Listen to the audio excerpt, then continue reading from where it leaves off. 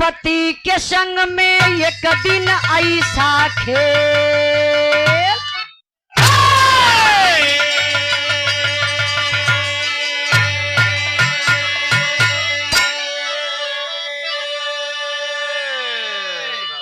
एक ठेर रहली नार नबेली मन बढ़ी एक नंबर अलबेली खेली पति के संग में एक दिन ऐसा खेल।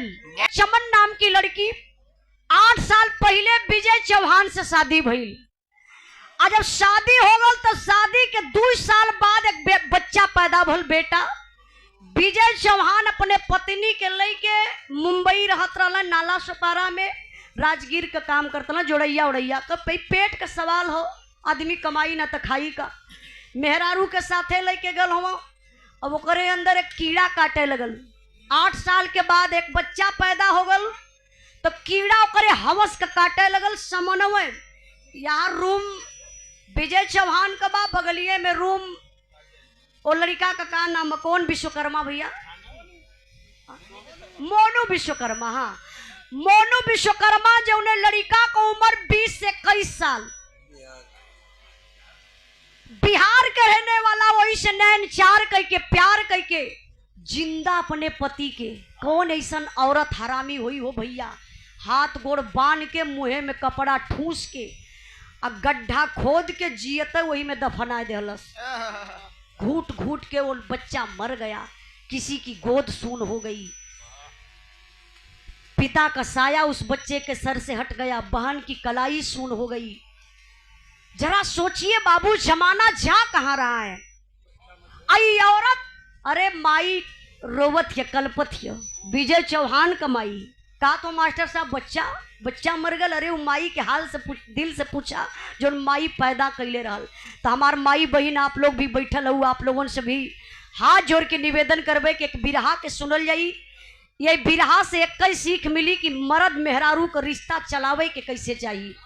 आज मर्द मेहरारू के रिश्ता में दरार काहे बदे पैदा होत बा यही से कहानी शुरू हो गई। कैसे मास्टर साहब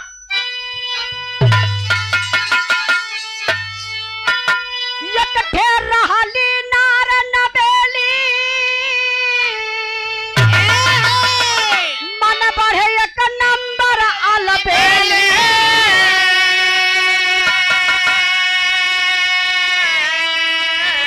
खेली पति के संग में एक दिन ऐसा खेल।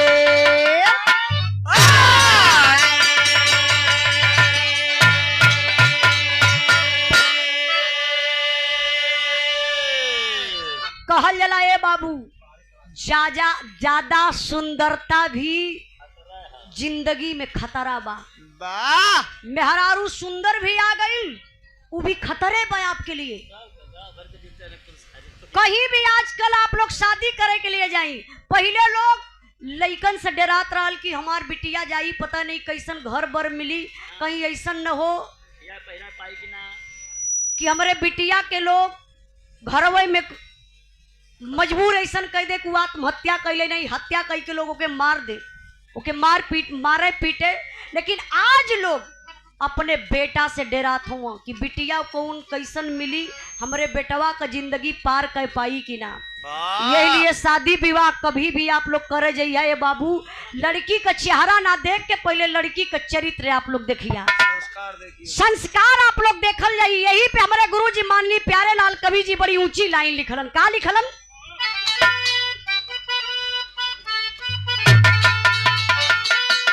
अरे दुनिया में साधु संत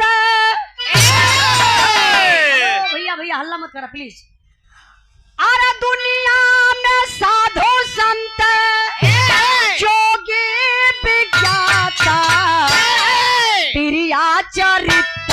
न बुझल विधाता, क्रिया चरित्र न बुझल विधाता, क्रिया चरित्र न बुझल विधाता।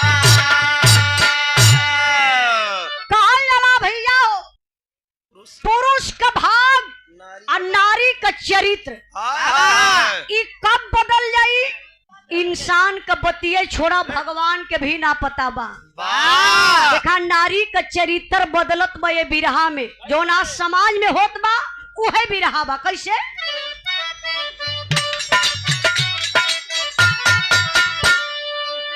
सृष्टि की रचना की संचालक नारी, जब जब पड़ी है वो पुरुषों पे भारी। पुरुष भी कहाँ कम है रहते विजेता, नाले पे दहले का उत्तर है देता। चतुरी की बहुत है चतुर थी जनाना, गंगा नहाने ओ जाती रोजाना। हथवा में लोटा बगल दा बिसारी, रोजवे मनवती उमांग बेचारी। और हार गई इनसे, हार गई इनसे ओ बड़ जाता, क्रिया चरित्र न बुझल विधाता, क्रिया चरित्र न बुझल विधाता, क्रिया चरित्र न बुझल विधाता।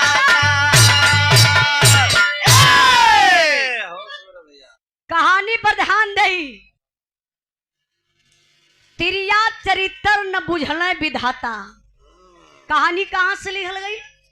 गांव का एक नॉर्मल किसान, नॉर्मल इंसान जैसे आप और हम हैं, यही तरीके से बड़ा सीधा साधा आदमी जेकर नाम बतावल गल चतुरी पहलवान। नाम का पहलवान रहलन, अखाड़ा पे कहियो गईले न रहलन, पतील कर रहलन, पूरी हड्डियां उनकर लौकात रहे। तो कबो कबो आप लोग सुनी ला ना भैया, भैया बुझारत भैया, बुझारत भैया एकदम साइलेंट प्लीज, 15 मिनट साइलेंट हो जा, विराम और फरी आ जाइए। अच्छा देखी, जितने दुबला पतला हुआ उतने वो लंबा हवा।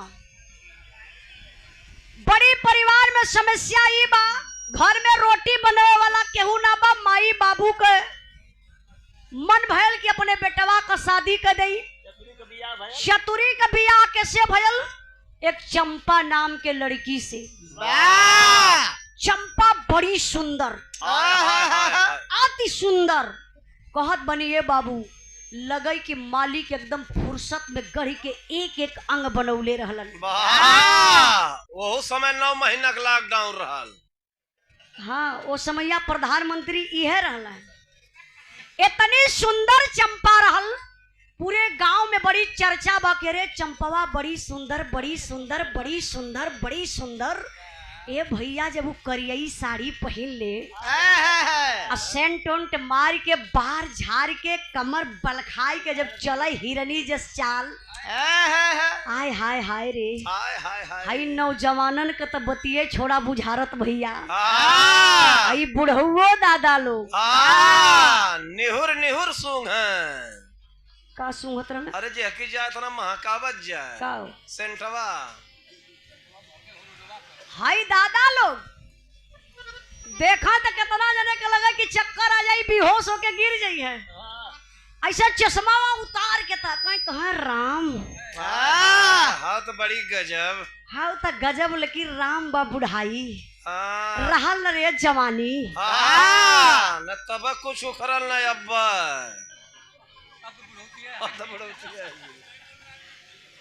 हाँ दादा लोग कहा, हम ना कहत बनी, हमके मत समझिए लोग। अच्छा ये भैया इतनी चर्चा होखे लगल तो ओकर मन बढ़े लगल, अभी घमंडे चले लगल कि हमसे ज्यादा सुंदर है पूरे गांव में केहू ना बा। ये भैया धीरे धीरे 4 जने से मोहब्बत कैलस। सोचा अकेले हो, अकेली औरत 4 जने से मोहब्बत कैलस, और चारों यह समझत हुआ खाली चंपा भौजी हमसे प्यार करेले। वाह बड़ी हिम्मती रहल भैया। हाँ भैया तुमसे तो कम रहल हुई। एक यो हिम्मत वाला बैठल हुआ बुझारत भैया, हाथ टूट गल प्यार के कराई में। हाँ साइकिल लेके दरदरा के केहू घरे में घुस गए, ओकर भाई बाप पौने पीट के गिरा दे। कहला सार ये तो और हाथ तोड़ दे, जिंदगी भर निशानी लेके घूमबा। हाँ कितने मजा है। Please you stand up. हाँ खड़े हो जाओ पहलवान। तेरी दिखा दी कि विश्वास दिवा दी। खड़ा हो जा। एक बार पब्लिक से कहा प्यार कोनो केहू से ना करब। ताली बजा दलो। अरे एक ठोठा बैठा बैठा ना, सब समझ गए लोग ना। प्यार में एक निशानी मिले। अरे अरे उनका रोजियो रोटी चल जाई। तब का मोबल ही ना बहू। आई तरी बिरहा पर ध्यान दे बाबू। बुझारत भी हमारे बिरहा कहाँ रही है? वो 4 जने फसल है। अकेली औरत मजाक का बात नहीं बा। 4 जने से मोहब्बत कैलस। अभी सोचत बा कि अगर अपने मरद के काट के ड्रम में छुपाई तब वो भेद खुल जाई। विधवा हो जाए सिंगार न कर पाए। काट के अगर बोरा में फेंकब तब वो भेद खुल जाई। मतलब अगर अपने पति के मरवा दे तो हम विधवा हो जाई, श्रृंगार ना कर पाई तो हमार दुकानदारी ना चले। एक काम करी कि हमार मर्द जियते रहे, हमरे आँखी के समन्वय रहा, लेकिन वो कुछ समझ न पावे। हम दुनिया का सारा खेला खेली। ए भैया वो मेहरारू को देखा रोज रोज जाए लगल गंगा जी नहाए। और गंगा जी नहाए के भैया मनौती का मानत बा। ई बिरहा का मेन पॉइंट है का मास्टर साहब?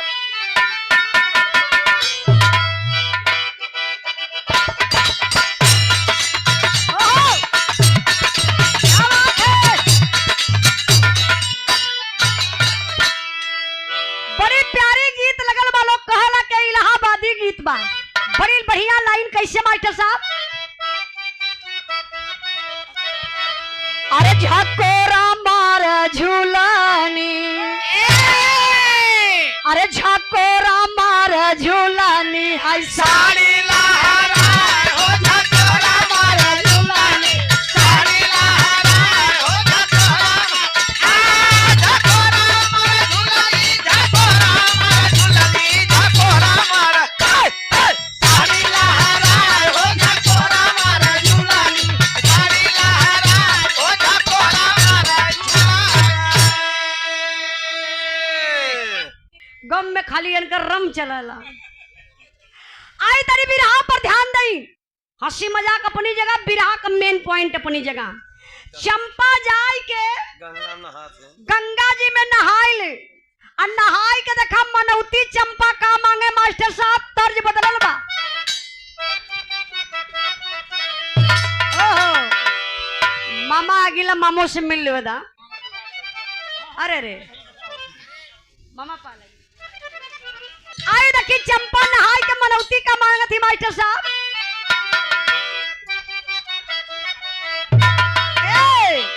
अरे ए हो गंगा माई,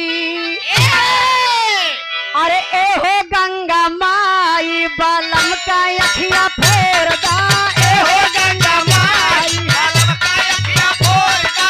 ए हो गंगा माई, बलम का अखिया फोड़ दा। ए हो गंगा माई, अरे होई जाऊं आन्हर नायन का जतिया छोड़ला। ए हो गंगा माई, बलम का अखिया फोड़ दा। ए हो गंगा माई, बलम का अखिया फोड़ दा। ए हो गंगा माई, चतुरी सोचल काहे गंगा रोज नहाले। गंगा रोज नहाले हो, गंगा रोज नहाले, गंगा रोज नहाले हो, गंगा रोज नहाले। ये का दिन छुपला जाके गड्ढा खोदी खाले।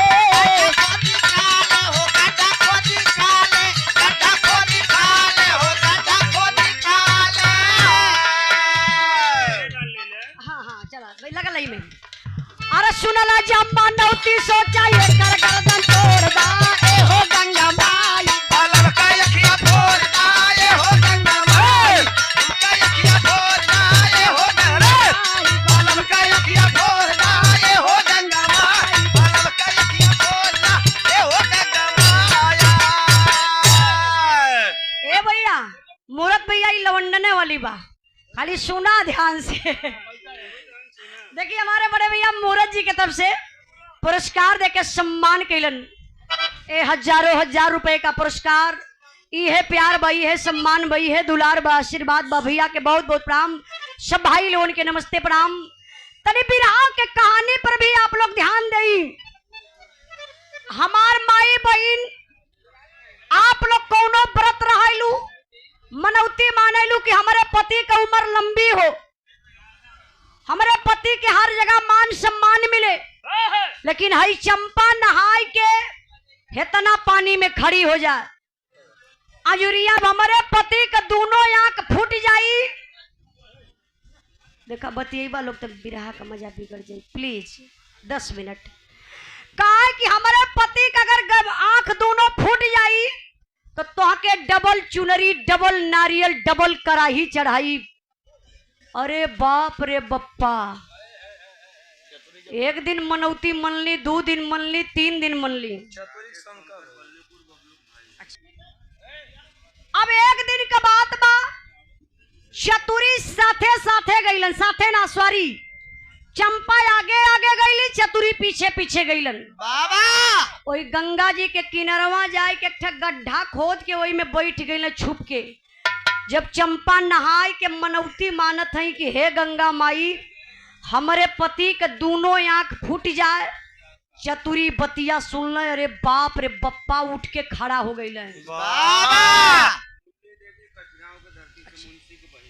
हमारे मुंशी बाबूजी के बहन मुन्नी देवी कठिराव के धरती से 100 रुपए का पुरस्कार है। बिरहा के भाव पर बहुत बहुत प्रणाम, आशीर्वाद का चाह रही भैया।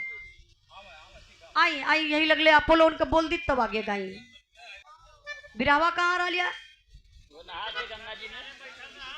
बिरहा भुलाई तो अपोलो से पूछब। वाह वाह भैया याद कैले हुआ। वाह 70 रुपया कमाल काम कहे गए। 75 हो गए।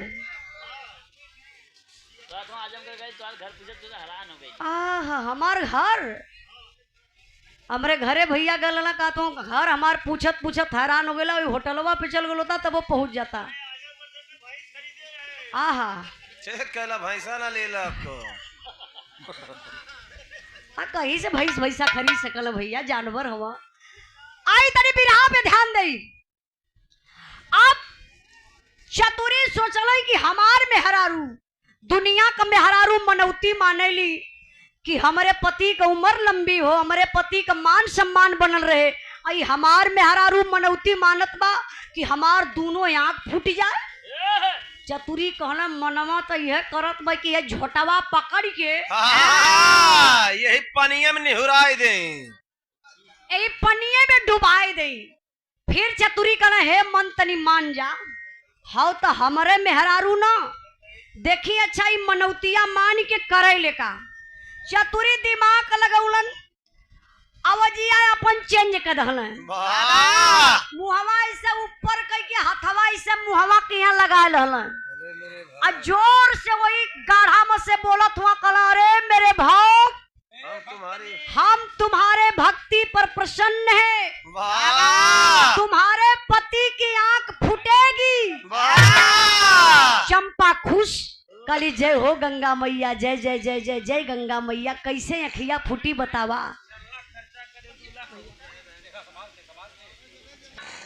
चतुरी दिमाग लगाई के कहलन, अपने आप के गंगा माई बन गईलन। चंपा समझ ना पावत हई, वो तो हवस के भूख में पागल भइल हई। काली है गंगा माई जल्दी बतावा कि हमारे पति का अखिया फूटी कैसे। चतुरी कहला बच्चा मेरी बात सुनो। वही से आवाज चेंज करके चतुरी कहत हूँ। का कहला मास्टर साहब? ओहो तर्ज बड़ी प्यारी लगल बा।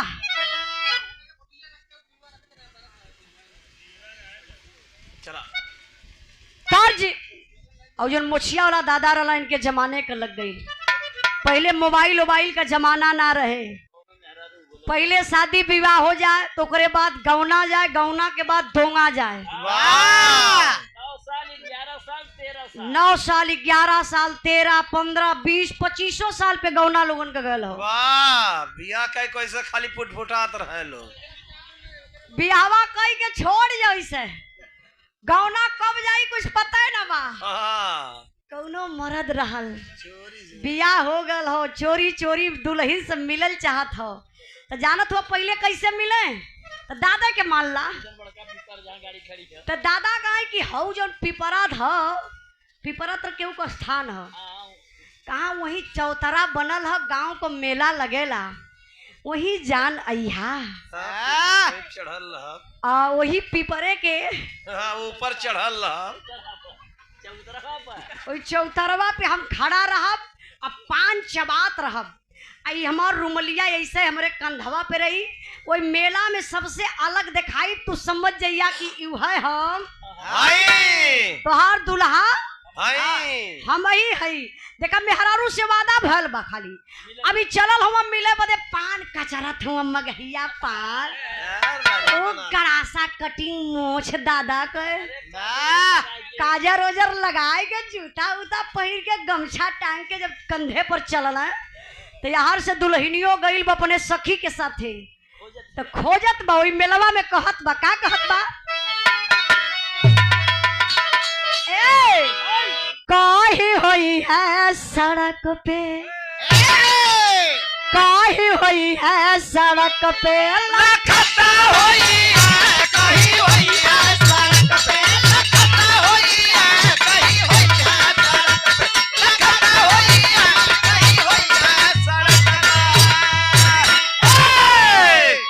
यार कोई होई है सड़क पे और कोई होई है सड़क पे खता होई है गाल डाल के रुमलिया हंसता होई है गले डाल के रुमलिया हंसता होई है गले डाल के रुमलिया हंसता होई है गले डाल के रुमलिया।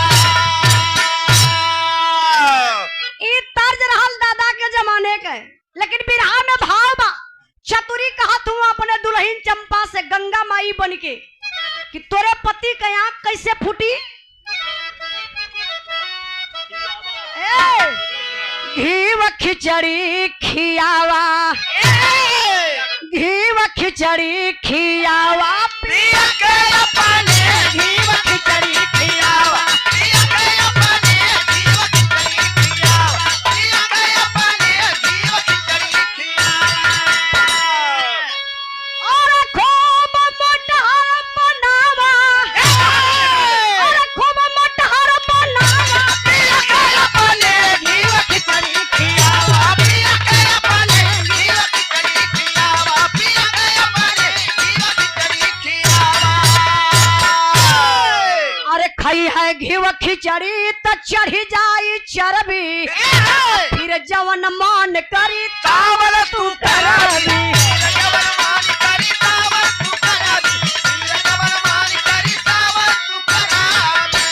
यार पक्का अनारा बनावा और पक्का अनारा बनावा पिया के अपने घीव खिचड़ी खियावा पिया के अपने घीव खिचड़ी खियावा पिया के अपने घीव खिचड़ी खियावा।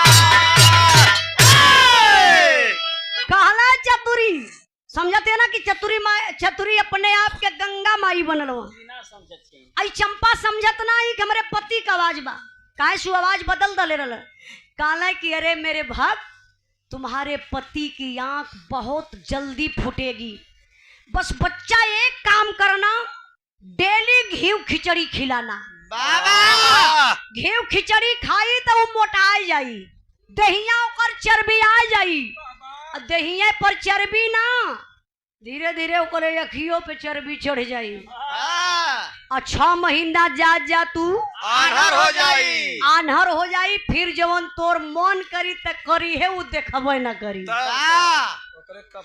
ये तना बतिया जब बाबू चंपा सुनली त ले के अजूरी में पानी गंगा जी के फिर चढ़ौली काली जय हो गंगा मैया बहुत सहज उपाय बतौलू एकदम दूध दही घी सब कुछ अपने घर में बा कौनो टेंशन ना हो आईली चंपा घरे आ चंपा घरे आई के कैली का मास्टर साहब अंतरा कलाइन बा।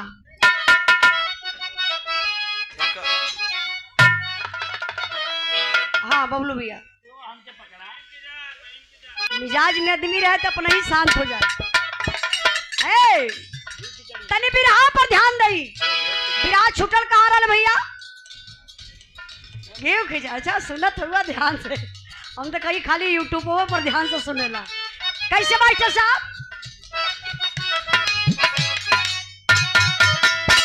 अरे गेहूं खिचड़ी गोरिया खिया दिहली ऐसा,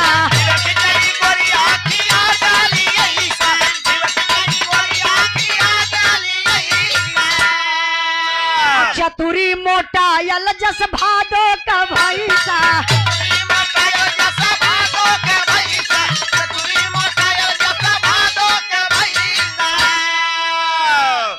घी खिचड़ी गोरिया खिया दिहली ऐसा और चतुरी मोटायल जस भादो के भैसा। ए भैया चंपा अली घरे बढ़िया का गजब का खिचड़ी बनावे हो। ओमा आधा मूंग का दाल रहे, आधा अरहर का रहे, आधा आई कौन उड़द होले ओकर दाल रहे।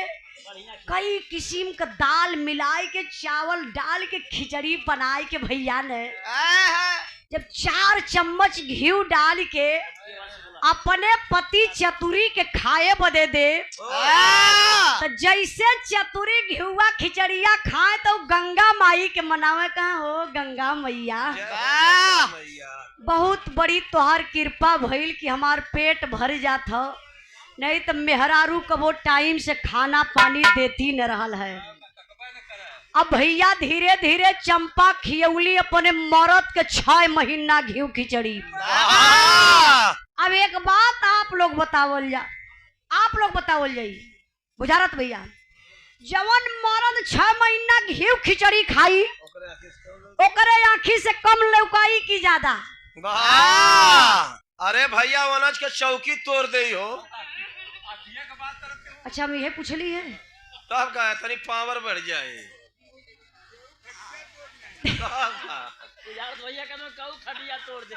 अच्छा जवन मरद 6 महीना घी खिचड़ी खाई अगर आँखी से कम देखात रही तो ओकर आँख का रोशनी तेज हो जाई।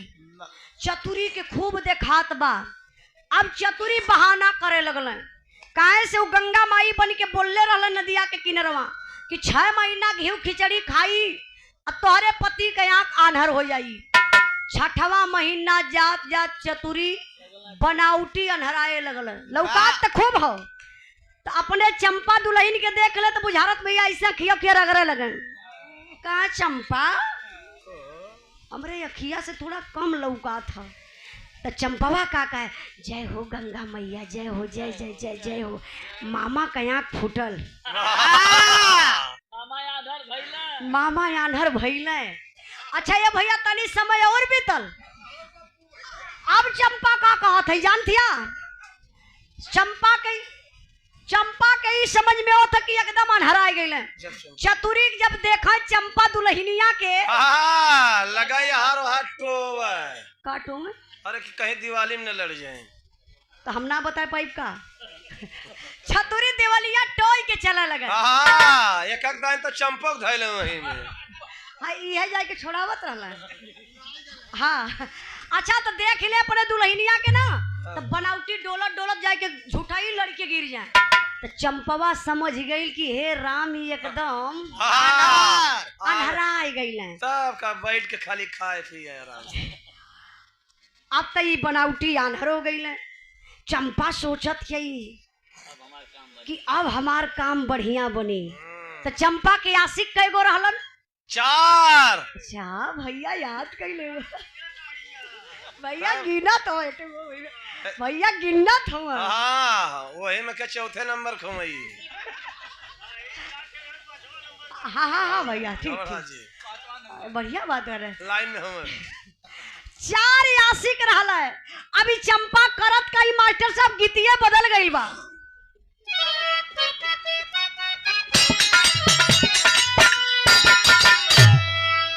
कौने कारण धनिया मोर इतना हो गइलो कमजोर के ना मरल के गरियौला नहीं हरवा में।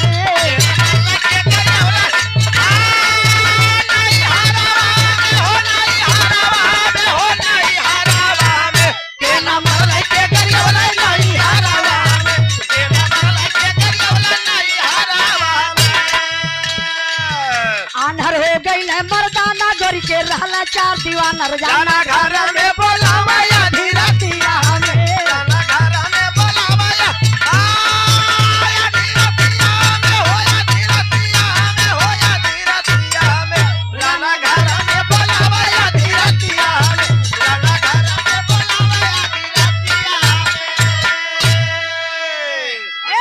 साहब लगल रही आन्हर हो गइल है मर्दाना गोरी के रहला चार दीवान रोजाना घर में बोलावा या रतिया में। रोजाना घर में बोलावा या रतिया में हो या रतिया में हो या रतिया में। रोजाना घर में बोलावा या रतिया में। रोजाना घर में बोलावा या रतिया में। चतुरी देखै सब तमाशा गोरिया काटे खूब देखा सब तमाशा गोरिया काटा को बतासा भाषा चतुरी समझे खोट बनी अतिया में। भाषा चतुरी समझे खोट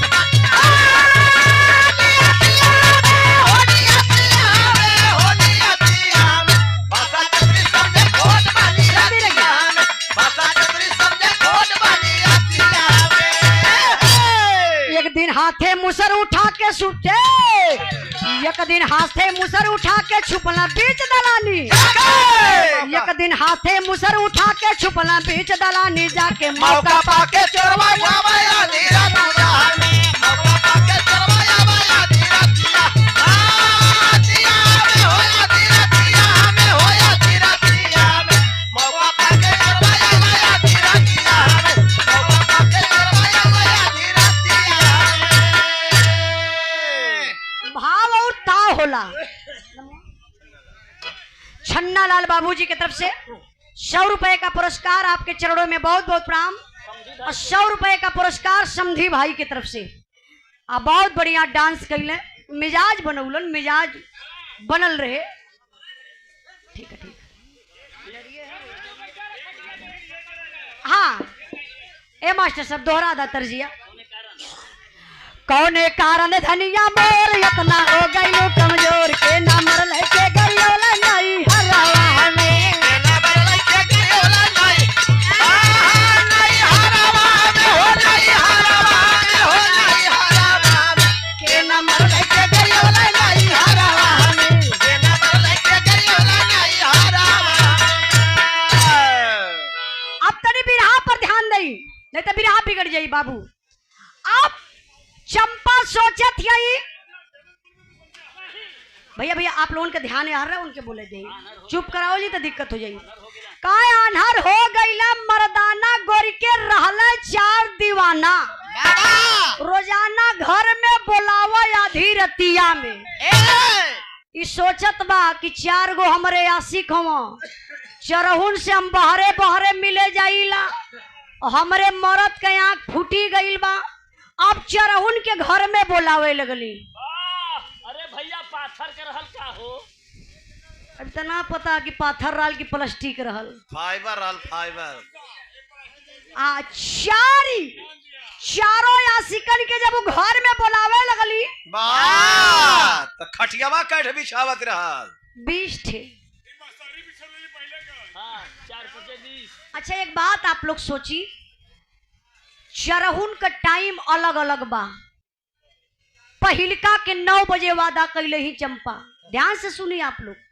पहिलका से कहली कि 9 बजे तक अन्हरा जगते रहला 10 बजे ले आ जाइया। दूसरे के से कहली कि 10 बजे ले अन्हरा जगते रहला तू 12 बजे आ जाइया। तीसरे के से कहली कि 12 बजे ले अन्हरा जगते रहला तू 2 बजे आ जाइया। चौथे से कहली कि 2 बजे तक अन्हरा जगते रहला 4 बजे ले आ जाइया।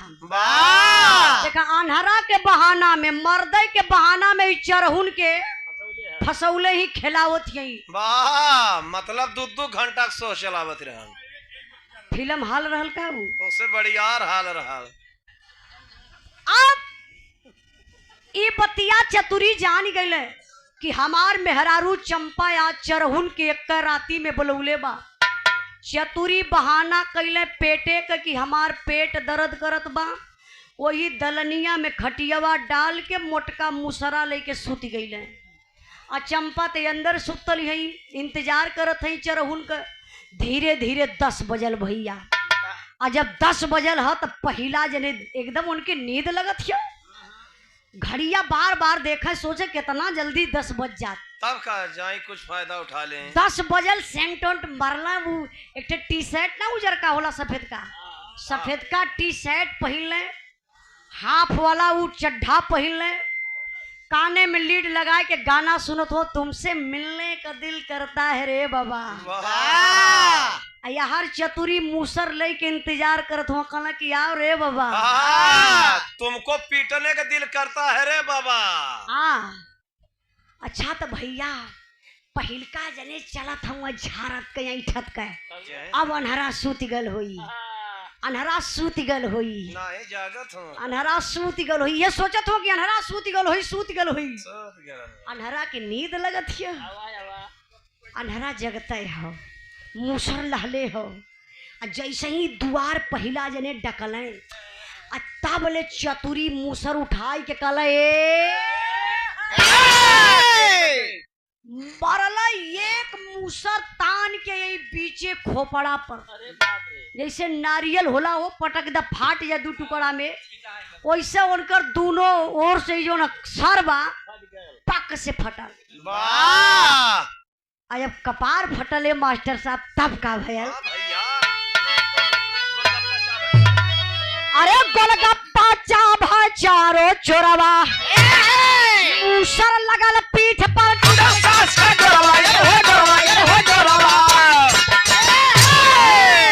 गोलगप्पा चाभा चारो चोरवा, मूसर लगल पीठ पर, टूटल सांस का डोरवा। ये काय मूसर में 6 महीना के घी खिचड़ी खाए शरीर, ताकत अपन दिखा न दल चतुरी।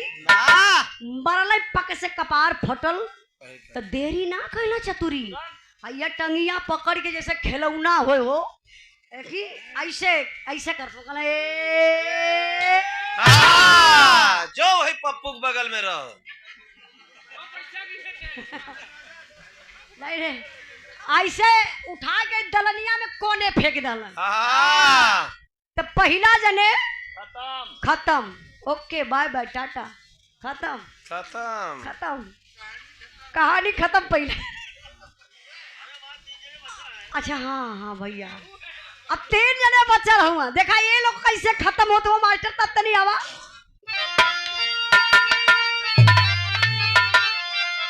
अरे लगल पीठ पर जब मूसर का मार सारा अनहरा गईला। अब दूसरा जाने यही दहिया झार झार अनहरा गईला।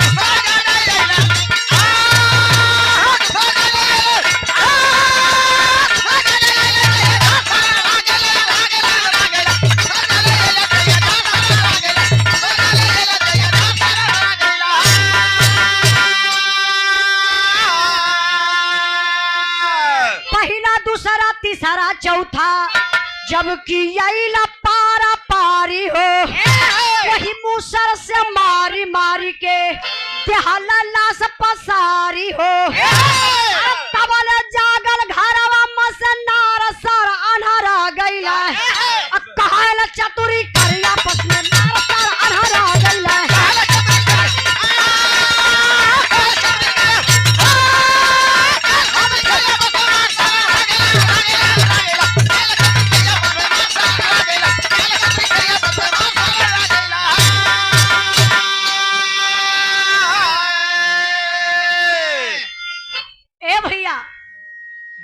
बजल बा। जब 12 बजल तो दूसर का जने चलना उनहू के झुनुकू है बा। अनहरा सूत गल होई, अनहरा सूत गल होई, मिलई के बा तड़प ज्यादा बा। अनहरा के नींद काहे के आई, का बैठ के खाई टुकुर टुकुर ताकत है। तब ले भैया दूसर का जने द्वार डकल है। चतुरी मूसर उठाए के तान के मरला मरला बीचों बीच नहू को खोपड़ा फट गया। नारियल मतीन 2 टुकड़ा में भयल। ऐसे पकड़ के टंगरिया खिलौना जैसन लोग आय के चतुरी कले जो अरे रो। कोई दलानी में फेंक देला, दलानिया में। हाँ, अच्छा 2 जने मरा गए, नंबर आ गए तीसर के तीसर का जने का। अरे नहीं, दलान यार मान ले ना, तब यार चतुरी सुतल हूँ। हाँ यार चतुरी समझल जा, इनके चंपा समझल जा। यार दलानिया ये बात है। हाँ नहीं तो पप्पू भैया सोचिए गुजरा कहीं हम ही न कहती। अच्छा ध्यान दे, अब बज गल भैया 2। जब 2 बजल तो तीसरका जने के नींद काहे के लगी, कहाँ अनहरा सुती गल हुई। चंपा से मिलल जरूरी। चंपा से मिलब जरूरी बा, तरफ ज्यादा बा, भागल यही जैसे द्वार डाकल चढ़ना तबले चतुरी उठौला मुसर कला राम नाम खत्म। कई जने मरना। अब कई जने मर गईलन? हाँ 3 जने। 3 जने। हाँ रुका गिन लेवे था 1 2 3। अब बचल कई जने हुआ? हाँ वह 1 जने मेन आदमी। मेन आदमी बच गया। मार के वही दलानी में 3 जने के फेंक दल। नंबर आ गल चौथा का, भोरहरिया का 4 बजल हो। हाँ चलल हम। यो चलल है पगड़ी उगड़ी बांध के, मोबाइल लेके। हाँ लाइट बार चलत हूँ। ऐसे समझी भाई मत कहा है, जैसे ऐसे चलत रहा जैसे आप पगड़ी उगड़ी बोले हुआ। अब चलना भैया पगड़ी उगड़ी बांध के, मोबाइल का लाइट जलाई के, अब तब ले हर चतुरी उठाई के मूसर तान के मरले कला अब मार के ये टंगरी पकड़ के फेंकत हुआ फिर दलानी में कला 4 जने खत्म। अब धीरे धीरे समय बीतल, भोरहरी हो गल, सुबेर हो गयल। हाँ समधी भाई बहुत बहुत धन्यवाद। देखिए समधी भाई जी की तरफ से हरे हम समझा था धीरे धीरे वो दवाई का असर होला तब। अरे पर्दे के बात वो होला जरूर। दारू मर्दने बदे बनल हो दारू मर्दने तब का। दूध दही कहाँ ताकत देत हो? दूध दही खइबा 6 महीना के बाद ताकत तब का। ये तो 3 मिनट के बाद पावर है। चतुरी के देखला ना 6 महीना के बाद ताकत है। अगर कहीं वो मार लो तो 1 पैक तो तुरंत शेर हो गल होता। अब ध्यान दे, 4 जने मराई गईलन, सुबेर हो गल, चंपा का नींद टूटल, कहली अंगड़ाई लेत मुहबाई लेत। सियाराम सोनकर गजाधरपुर बबलू मामा। सियाराम सोनकर गजाधरपुर बबलू भैया के मामा जी की तरफ से 100 रुपए का पुरस्कार है। विराग के भाव पर बहुत बहुत प्रणाम। समधी भैया अगर बैठ जाता तो बहुत मजा आ जाता। 2 मिनट खाली प्लीज, 2 मिनट खाली। समधी भैया सम्मान करी, रिक्वेस्ट करत बानी आपसे। हाँ 2 मिनट खाली हमारे और मुंह कई के सीधे में बैठ। समधी भैया यहाँ बस 2 मिनट खाली मत बोलल जाई प्लीज। बहुत बहुत धन्यवाद। अब ध्यान दे बाबू, सुबेर हो गल, मुहबाई ले, तंगड़ाई ले, चंपा जगली, काली कहो 4 में से कौन आई ले। आई के भैया हो दलनिया में देखत है तो 4 का 4 मरल हवा खत्म। अब हिलावत डोलावत यही कोनो बोले का तैयार है ना। अभी दांते तर उंगली दबली, भागल भागल चतुरी के पास गईली, काली कहो हे। चतुरी कहले कहो का यहाँ वा हई देखबा घरवा में कैसन 4 गो लाश। चतुरी लगल हंसे, कहले का पागल बनौले आय आँख न दीदा उहे का साझे करे बीदा। हमरे आँख से लौकाता ना बा, हमके का पता कैसन घरवा में 4 गो लाश बा। लेकिन हाँ रतिया में कुछ खटपट होत रहल, हमके लगत बस 4 सरवा चोर रहला है, आपस में लड़ भिड़ के मर गईला। चंपा काली हाय राम, मर त गईले चोरवा घर में, जेल के रोटी खाए के हमके तोहके पड़ी। चतुरी कहले तोहके कवन टेंशनवा तो हमके बा। हम अनहर आदमी हैला, चाहे घरवा खाई चाहे जेलवा में खाई, हमके 2 रोटी से मतलब। टेंशन हमके ही बढ़त बा कि तू हेतनी सुंदरी हऊ, तोरे अखिया से दोनों लौकात बा, तू जेलवा में जईबू तो ही जेलवा में आसारामो बंद ह। ऊ का करिए ढेर दिन से खौखियाल खोजत ह। का मेहरारू। अच्छा भाई इनके जानकारी हुई। समझी भैया बैठ जा बैठ जा। हाँ पकड़ला भैया। अब चतुरी काले कि हमके डरिया ही लगत बा कि तोहार दोनों अखिया बा, तू जलवा में जइबू तो सुरक्षित ना रहिबो। काहे तो तोहार आँख कान हाथ गोड़ कुल ना चला। सब का कुल नोच घले हैं भैया। चंपा समझ ना पौली भैया। धीरे धीरे समय बीतल। भैया नाम बता दी। बबलू भैया के दोस्त सांवला बनवासी बड़े भैया जी की तरफ से 51 रुपए का पुरस्कार है। बिरहा के भाव पर बहुत बहुत प्रणाम। समय बीतल है बाबू। संजोग देखा सुबेर हो गल बा। दुआरे एगो भिखारी आई गल। भिखरिया के चतुरी देखत हुए लेकिन उ तैयार बनल हुआ बनाउटी। चंपा से कहला ए चंपा देखबू दुअरवा के बोलत हो। चंपा कहली हाय राम एक ठे भिखारी आयल हो। कहा तनी वही के बोलावा। चंपा हम दिमाग लगावत थैला। चंपा बोलाई के लिए अली। चतुरी कहला ए भयवा इंसान तू हूँ इंसान हम हूँ। फर्क ही है बाकी तू दोनों अखिया से देखत हुआ हम दोनों अखिया से आन्हर हैला। एक काम करा भयवा हमार दिन भर जितना तू भिक्षा मंगवा ना पैबा उससे ज्यादा अपने घरवे में से दे देबे। कहले करे के का बा। कहले एगो लाश हमारे घरवा में वही के फेंक के बा। लाश कैगो बा 4 गो। भिखरिया से बतौला 1 गो। अब देखा दिमाग चतुरी का दिमाग लगाई के लसिया फेंकवावत कैसे हुआ मास्टर साहब आल्हा कलाई।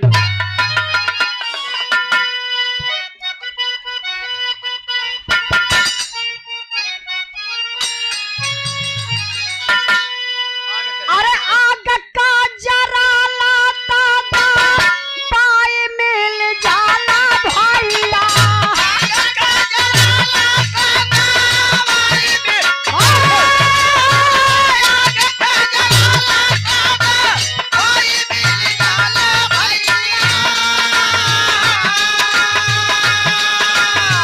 पेट का जरा ला हो करावा कुल काम।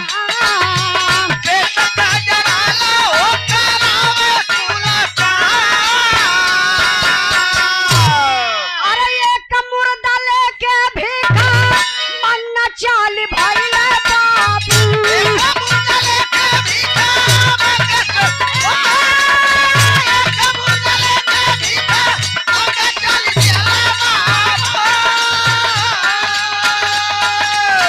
एक फेंकी अइले दूसर लौके सारे आम।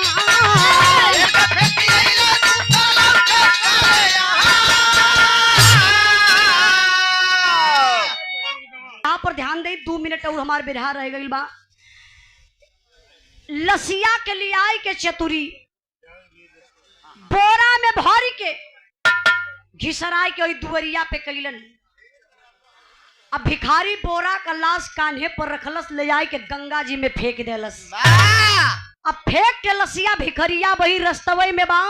और तब बोले चतुरी दिमाग लगौल दूसर की लसिया सेम बोरा में भर के लिए आई कोई दुवरिया पे कह गईलन। जैसे ही भिखारी दुआरे खड़ा भल तब बोले लगना चतुरी ओके डांटे। कहला काम मर दे एगो लाश तो के फेंके काली कैसे फेंकला है कि लसिया आई गई हमारे घरे में।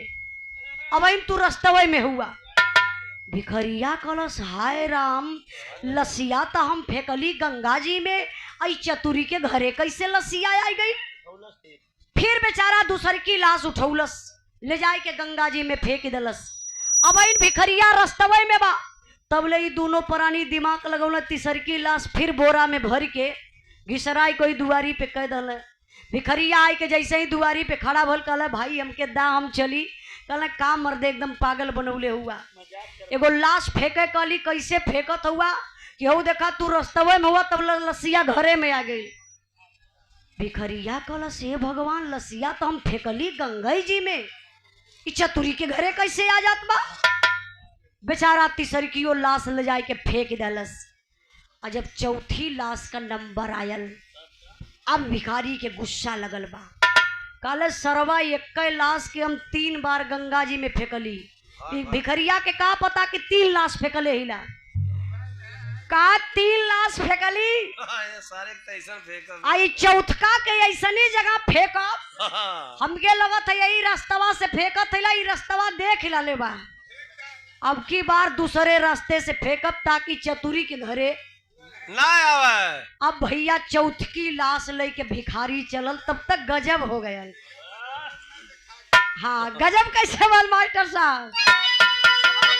चौथा अरे चौथा लेके चलल भारत कुछ सामान भागे भैया।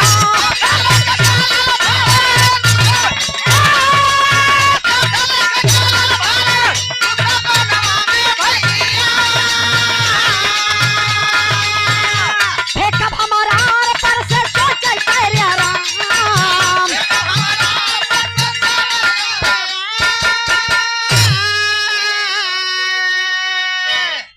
अब चौथकी लाश लेके चलल बा बड़े गुस्सा में। काले यहार से ना, अब वहार से फेंकब। हे भैया तनी से रहल ऊंच, अब भिखरिया इसे लसिया लेके चढ़त बा, अब पैरवा गयल फिसल, हथवा से लसिया छूटल, अब बोरवा का मुहवा खुलल, लसिया वही में से बहरे निकलल। खरखर खरखर खरखर खरखर लसिया वही नदिया के किनरवा गिरत हो।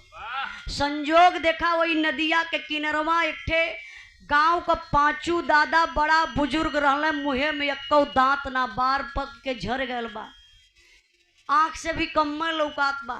मैदान कई के पानी छुअत रहले। वाह किथुआ से जेसीबी से, मतलब ओकर गहरान ना पता नहीं। पानी छुए का मतलब समझत है आप लोग ना। वह भैल ना गहरान देखत हो।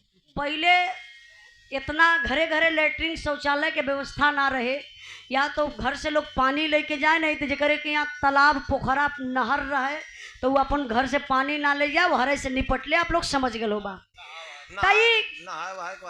बुढ़ाऊ दादा का कल मैदान कह के पानी छुवत हवे, निंगोटा उनकर यही कान्हे पे बा, धोती उनकर कमर में बा, पानी छुवत हवा। तब ले खरखराए के लाश गिरल। दादा उलट कैसे पीछवा देखल है, लसिया के देखता है दादा का मुहवा बवाए गल, जोर जोर से चिल्लात हुआ नदी के किनारे, भू भू भू भू भू भू। भूत कहीं न पावे, खाली कहा भू भू भू। अब के उनके बचाई, दादा बुढ़ा हुआ मारे डरने भैया, न वो अपन धोतिये बानी पौने और न निंगोटवे बानी पौने। मतलब सादे ड्रेस में भागत हो, नंगाए धरंगाए। दादा अपने गांव के तरफ भागत हुआ, भू भू भू भू भू भू। आई भिखरिया का कैलस, वही ऊंचे चढ़ल, कहा सरवा अब की बार हमारे हाथे से छोड़ा के भागत हो। देखिए क्या हर जाता। अब देखी अब रास्ता बदल के कैसे ही जाला। भिखरिया ऊंचवा से वह बुढ़ऊ दादा के देखल नंगा धड़ंगा। भिखरिया कल रे सरवा यह रास्ता बदल के चतुरी के घरे जात है, फिर हम ही के फेंके के पड़ी। भिखारी दौड़ा हलस। अब भिखरिया दौड़ावत है, समझत है कि लसिया भूत बन के यह चतुरी के घरे जात बा। और बेचारा बुढ़ा आदमी उलट के देखत हो तो समझ गए कि लसिया भूत बन के हमके दौड़ावत है। अब कंफ्यूज मामला, बुढ़ऊ दादा दौड़त हुआ, तबले चाय के भिखारी आगे से घेर ले, कले तोहरी बहन की कहाँ जाता हुआ, कहा तोहरी बहन की कहाँ जाता हुआ। दादा आप मत समझ जाइए, बिरावा में हम गावत है। ए दादा हमारे मुँह ताकत वो कैसे गरियावत हियो। कहा तो सोचा तो ये पैसा उजलवा के दाली, आई कहती तोहरी बहन की। दादा आपके ना, नहीं नहीं मुंशी बाबूजी, हम बिरहा का बात रहा है। हाँ आप समझ गए हैं। नहीं कहा तोहरी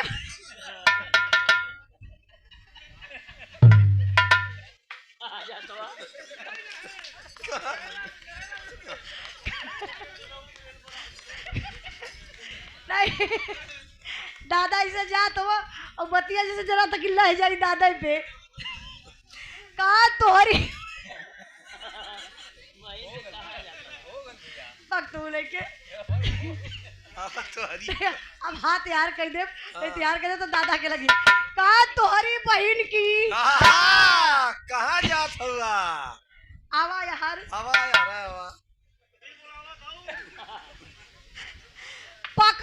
भिखरिया या दादा का कॉलर पकड़ के घिचला कला सारी बतावा तो के चतुरिये का घर लौका था तो के हम 4 बार फेंकलिए 5वीं बार फिर जात हुआ फिर हम ही से फेंकवई बा बुढ़ऊ दादा रोवत हमारे भयवा छोड़ दे नदी में कबो पानी छुए ना आई हम गांव का पांचू दादा भिखरिया कला सार तो के हम समझते ला कि तू पांचुए हवा 4 बार फेंकनी है। चौथी बार में पकड़ा गल होता तो कहता हम चौथी हैला 5वीं बार में पकड़ैला तो तू पांचू बन गईला सार तो हाँ छोड़ा बना देखा कहाँ भाग के जाला तू। सार देखी तू भागला कहाँ ए भैया पकड़ के तनी नालों को बोल नहीं तब नहीं तो भैया जल्दी रहे बिरहा पर ध्यान दई का तोरी पहिन के तो के छोड़ब ना पकड़ी के ले जा।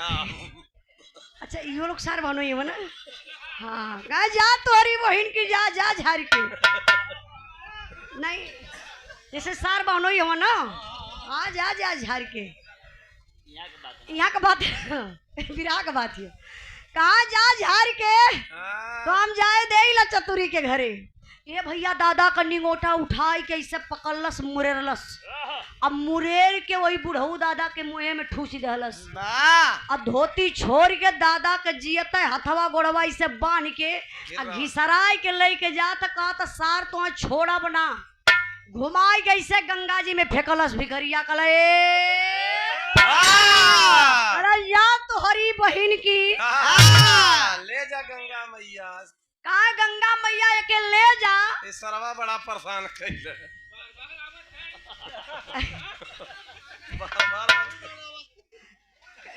नहीं बोल रही नहीं तो नहीं बोल लोगन बतिया सही में लह जाई भाई हाँ सरस ना कहा सरवा बार बार अवत है माना तो ना अब की सार तो मानी जाई है अच्छा बजा दो बजा दो बजा दो बजा दो हाँ हाँ हाँ बजा दो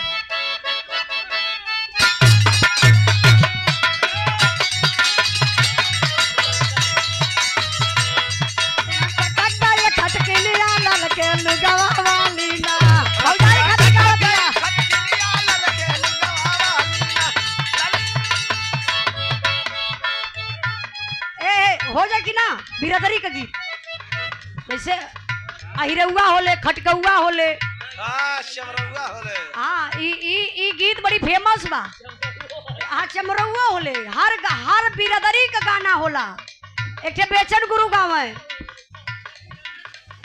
गा दे कि रहे दई अब चल गए ज्यादा बिरहा में ए रतिया होले गरमिया डोलना पवानवाना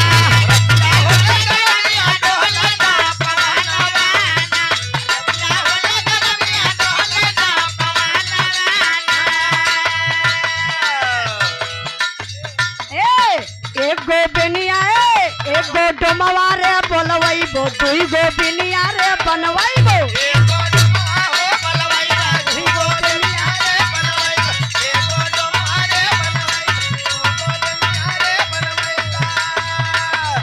एगो डोमवा रे बोलवैबो दुई गो बेनिया रे बनवैबो एकटे साझावा का औतम एक बिहानवाना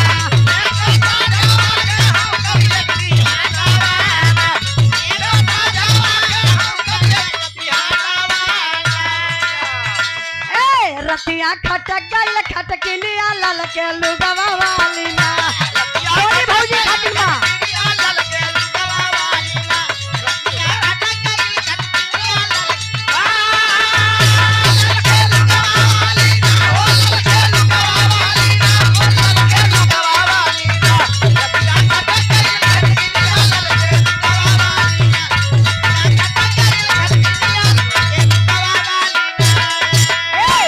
अरे नदिया लेके घूम पड़ाइन नदिया लेके घूम पड़ाइन वो किया गिराना वाले यादव जी नदिया लेके घूम पड़ाइन वो किया गिराना वाले यादव जी नदिया लेके घूम पड़ाइन वो किया गिराना वाले यादव जी ई हिरौआ बा काली ना की हर बिरादरी का गाना बा कैसे नदिया लेके घूम पड़ाइन वो के आही रानावा ये यादव जी नदिया लेके घूम पड़ाइन वो के आही रानावा ये यादव जी कनका डाल दे जो रानावा ये यादव जी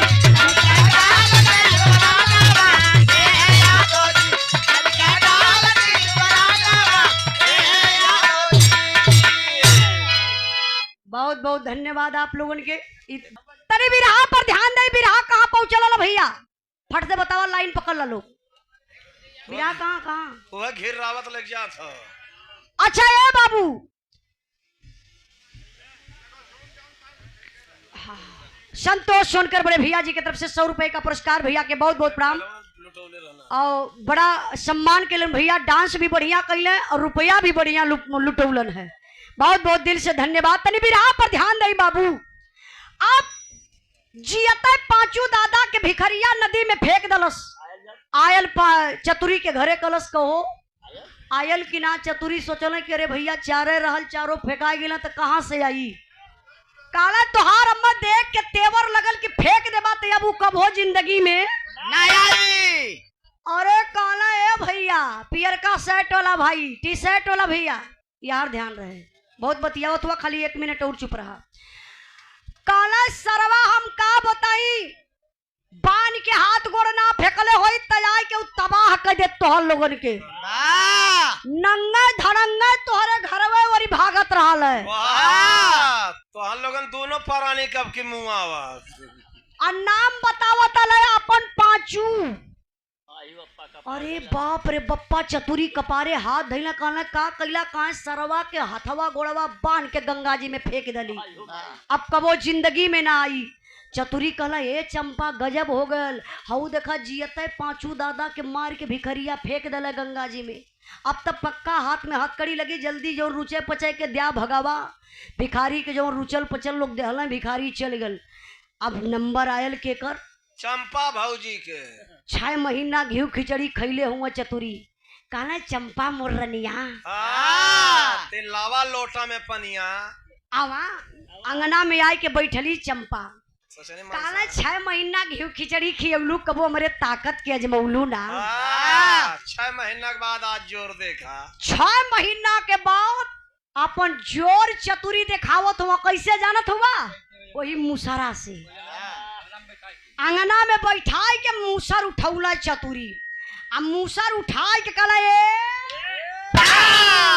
चार मूसर जब यही पीठी पे देहल। अरे भैया पीठी नहीं हो तब के थुआ ओकरे नीचे मरले रहना गोड़वा पे नहीं और ऊपर करिया पे नहीं नीचे जरा से ठेगुनवा पे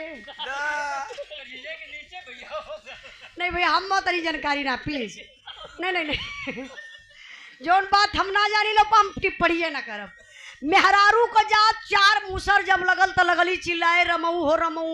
हाँ तारे मूसर में बड़ी ताकत है का रमऊ हो रमऊ बड़ा तेज घाव लगत बा पूरा गांव टोला परोसा जुट गल का भल चंपा का तब चतुरी काई आन्हर बनाए के मामी एक कपड़े खटपट करत आलू रात के हम समझत रही कि हम आन्हर हो गई हम कुछ देखत ना रहली कहा जो 4 जने से मोहब्बत कई के तू घरवा में बोलावत रहलू जियते माछी घोटत रहली अब बर्दाश्त से बहरे हो गयल कहा जला ए बाबू प्यार करे वाला भैया जे प्यार करत होई एक बात दिल दिमाग में बैठा लिया।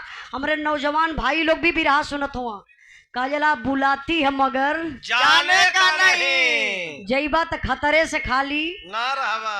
ए भैया प्रेम का अगर बुलावे प्रेमिका केतनो बहलाए फुसलाई के अपने घर में बोलाई कि हमारे मम्मी पापा न्योते चल गए आज अकेला हिला आ जा कबो जिंदगी में मिले ओकरे घरे में लोग मत जइहा। हाँ जइबो करा तो के शिवानी में बुला लिया काहे अगर चाहेटा है गाँव वाले तो दूसरे गांव में भागा। अरे मर जीबा तू है कुल करत बुझारत भैया ये मर्जी है तने इनके नरकवे में जगह मिली ना स्वर्गवे में मिली। वही गेटवे में चौकी लगी वही सबका हिसाब ले ठीक बल्ली है हिसाब। तब बिरहा के आखिरी में हमारे गुरुजी माननीय प्यारे लाल कवि जी लिखलन पूरे बिरहा का निचोड़। बहुत हंसल गल आप लोग, लेकिन हे लाइन पर आप लोग दिल दिमाग से भैया भैया भैया दिल दिमाग से ध्यान दिहल जाई। बड़ी इंपॉर्टेंट लाइन बा बिरहा का हृदय बड़ी लाइन। कैसे मास्टर साहब? अरे गलत करा जब नार असर तब मर्दन पर मर्दा गलत करा असर गोद के लइकन पर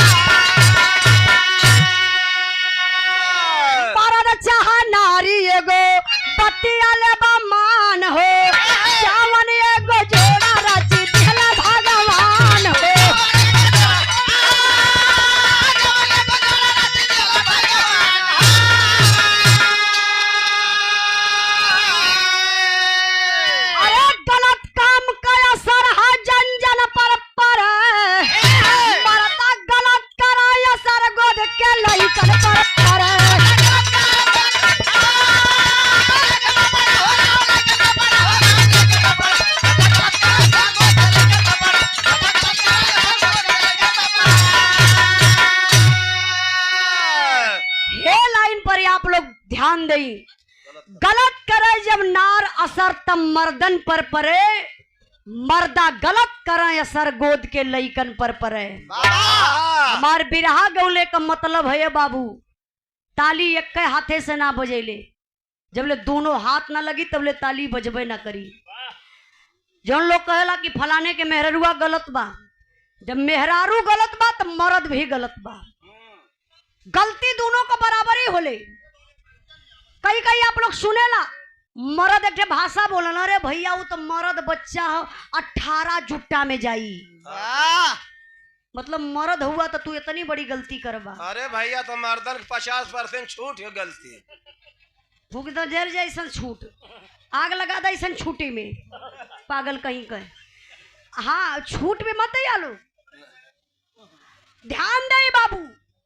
अगर मर्द गलत करी, आप लोग अपने टोला पड़ोसा में देख लिया। ये बिरहा सुनने के बाद आज से ध्यान दिया, जौन मर्द गलत कैले हुई गलती में खाली छिनारे ना होला, ये मेन मानल जाले। गलती में झूठ भी होला। अरे भैया ये मेन गलती है।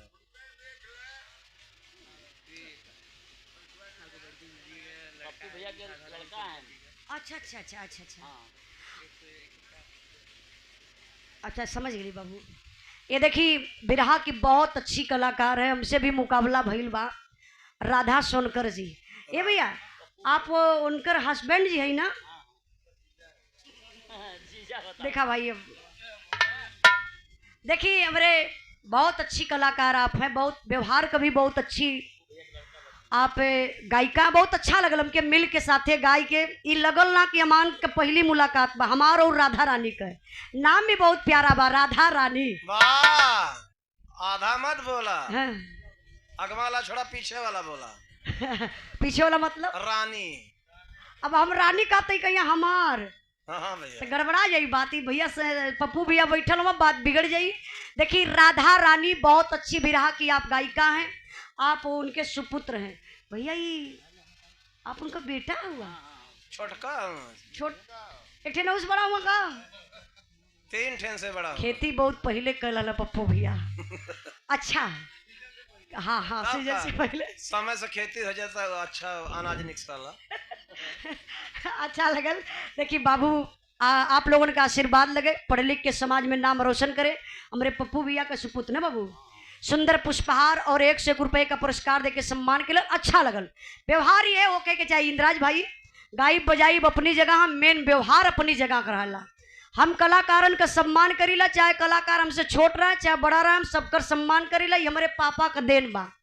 पापा और हमारे गुरुजी माननीय प्यारे लाल कवि जी का कहा बेटा जहाँ भी रहा सम्मान से रहिया, सम्मान के जिंदगी जिए के रही तो सम्मान करबू तब सम्मान पैबू। हम कहिला सम्मान इज्जत कदर कई बाजार में बिकेला ना बुझारत भैया, तब कहाँ मिलेला? इज्जत लिहल जाला और इज्जत दिहल जाला। इतनी उम्र में कई जने की इज्जत रहल मास्टर साहब? ले एक मिनट नहीं नहीं, हाँ हाँ, कैसे भैया, कौन सरकारी बिल्ला लगल कि इज्जत लूटेला मास्टर साहब? बुरी नजर वाले तेरा मुंह काला।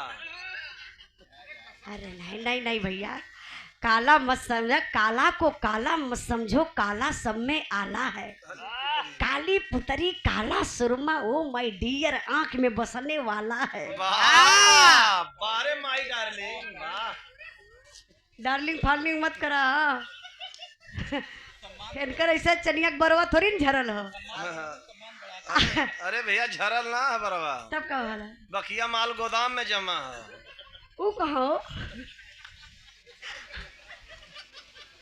तू हमें रास्ते से भटका देला बस। तरी बिरहा पर ध्यान नहीं भैया, हमार बिरहा हुआ रहा आखिरी पॉइंट। यो लोग कैमरा लगौल हैं, अगर काट के ना लगई हैं बिरहा कुल आम जाऊर भर देबा तो सुनवैया ही कहीं बा मर्दई कुल तो खाली बहस कैले हुआ। आई ना जानी है कि वहाँ का पब्लिक कैसन रहल, पब्लिक के देख के गवैया बिरहा गावेला। पब्लिक जैसन मिलल वैसन बिरहा हो जाई। बढ़िया पब्लिक है तो टाइम भी आगे पीछे हो जाला, अब बढ़िया पब्लिक ना तो गाय के बोले बैठ के होती है मान। लेकिन हमान आप लोगों से बहुत प्रसन्न बनी।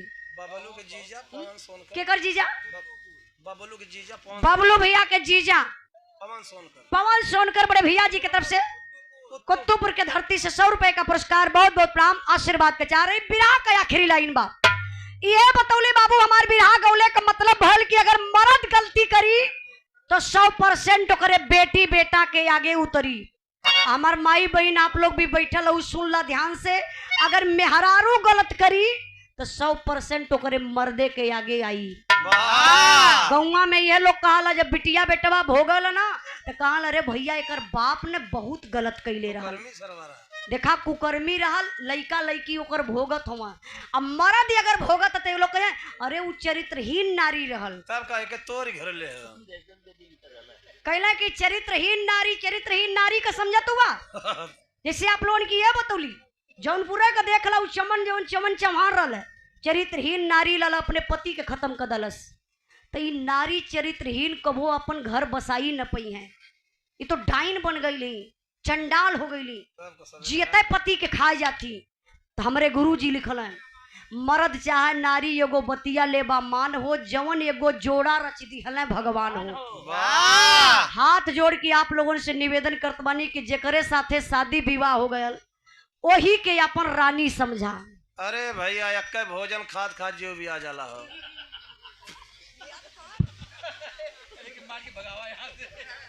आया तू टेरी बोले अब हमारे में पागल कहीं कर। सच्चाई बताओ थी बाबू, मेहरारू के आप लोग अपन देवी समझा, अब मेहरारू अपने पति के देवता समझे, पति परमेश्वर होले, तो नारी के लक्ष्मी समझबा तो नारी देवता आप लोगों के समझबे करिए। जेके हमार बात अच्छी लगल हुई, आज से अपने अंदर सुधार लिए, केहू के शादीशुदा जिंदगी में तीसरका एंट्री मत मारी। अगर एंट्री मरबो करा तो कुंवार जगह मारा, वहाँ पाप ना। अभी ये यूट्यूब वाले भैया लोग वहाँ कमेंट में खुदे तो के बताई हैं।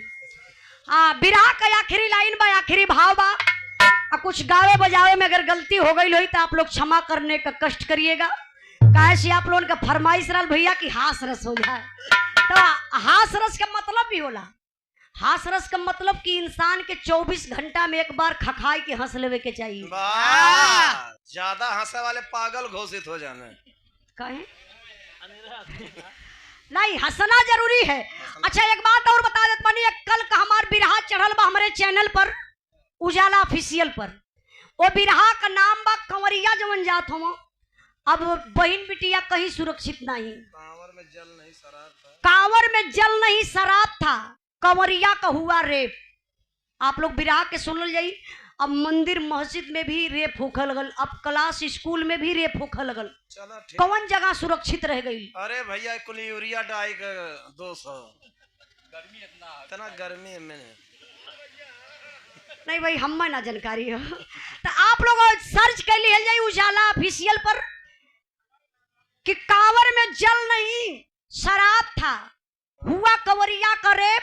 बिरहा सुनने के बाद आप लोग जौनपुर मढ़ियाऊ लिख दिया जाए तो हम समझ जाब कि आप लोग सुन लला, कमेंट पढ़ ले, लाइक कर दे, समझिए उजाला देख ले।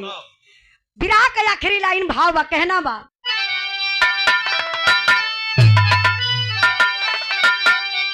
गुरु बिहारी गुरु गणेश गुरु रामलाल गुरुकारी स्वर्ग गए चंद्रिका कवि मुन्ना जी बने पुजारी।